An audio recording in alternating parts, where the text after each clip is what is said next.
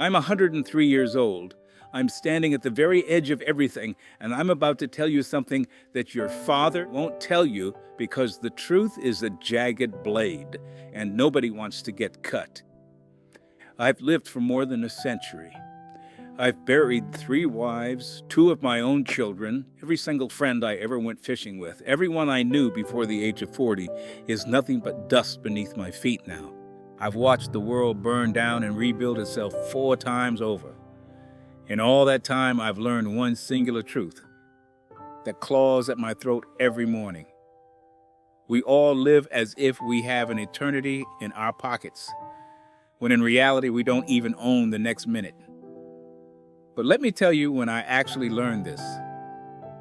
It wasn't at 90 or even 80. I was 33 years old, and it took me another 70 years to truly grasp the lesson that moment was trying to force down my throat. It was October 14th, 1955, a Friday. I remember the smell of that day, rain and cheap gasoline. I had planned for us to go to the dance hall that Saturday, me and my Anna. We'd been married 8 years. We had 2 boys, Robert and Alex. I was a construction worker, a tough, proud man who thought his only job was to put food on the table. When I left that morning, I just gave her a nod and said, "See you tonight, Ann." But I didn't see her that night. A truck hit her bus at the intersection. The doctors told me she didn't feel a thing, that death was instantaneous. They always say that to keep you from losing your mind in the waiting room. But they don't tell you the main thing. When someone leaves suddenly, they take every unsaid word with them. Every "I love you" you thought was too soft to say. Every apology you held back because of some stupid masculine pride. Every evening you were too tired to just hold her hand. That night, sitting on the cold floor of our kitchen, I made a vow to myself. I promised I would never waste another day. I promised I would live with intention, love without reservation, and never postpone a single drop of joy. And you know what? I broke that promise almost immediately. Oh, I tried at first. I hugged my boys tighter. I called my mother more often. But life is a swamp, it pulls you back in. Work started piling up. The hunt for the next dollar began again, a new marriage, the daily grind. I convinced myself I was doing fine, that I'd learned my lesson. But I was lying to myself.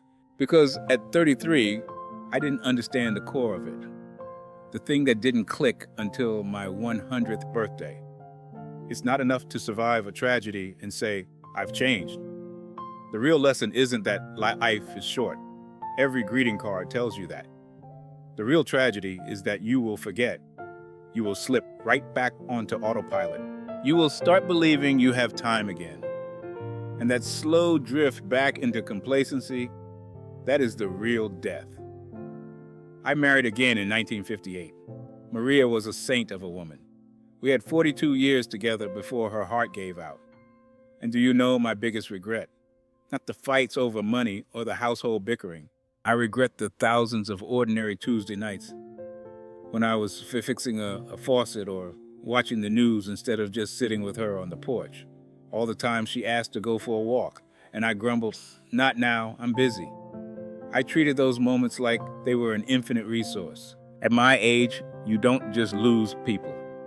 You lose them over and over again in your memory. Every time you think of them, you hit a new shard of glass, another conversation you tuned out because you were reading the paper, another hug you cut short because you were in a hurry. My daughter, Masha, died in 1987. She was 45. Cancer. I was 65 then. I sat by her bed squeezing her thin hand and she whispered, "Dad, I'm sorry I didn't visit more." I wanted to scream.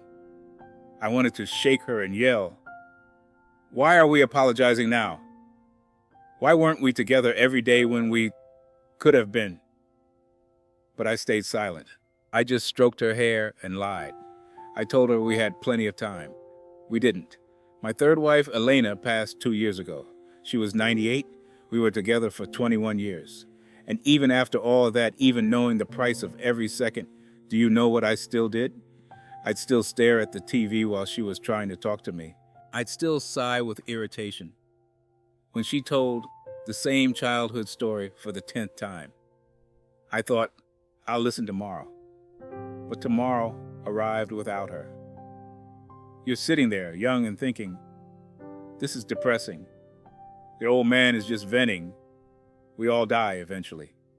But you've missed the point entirely. The point isn't that everyone dies. The point is that you're acting like you're the exception. Like your life follows a different script. Like you'll have this mythical later to finally live for real. I'm 103 years old, and I'm telling you with absolute certainty, later never comes. You think you'll travel when you retire? By then, your knees will be grinding into dust. You think you'll fix things with your brother after you finish this big project at work? That project will stretch into 20 years, and then your brother will be gone. You think you'll write that book, learn that language, or finally go to the mountains when you have more money, more energy, more whatever. You won't. Because here is the cruel joke. You have the time right now. You just value it less than the trash in your bin. You trade it for things that don't matter. You spend it on people who drain your soul. You kill it worrying about things that will be forgotten in 5 years. And one day, if you're lucky enough to live as long as I have, you'll look back and realize you had all the time you ever needed. You just didn't use it. I'm not telling you to quit your job and walk into the sunset. I'm talking about something much harder. I'm saying, pay attention, right now, to what you are doing with your one brief, unrepeatable life. Is your mother still alive? Call her today. Not on Saturday. Today. You think you're building a future, but most of you are just building walls. Every time you say, not now, you lay a brick. Every time you say, I'm too busy, you pour the cement. And by the time you finish your great project, you'll find yourself in a perfect, expensive fortress where no one can hear you. And trust me, at 103, the silence of a big, empty house is the loudest sound in the universe. You don't own your things. Eventually, they own your time. Life isn't the dates carved into granite headstones. Life is the smell of fresh bread you ignored this morning.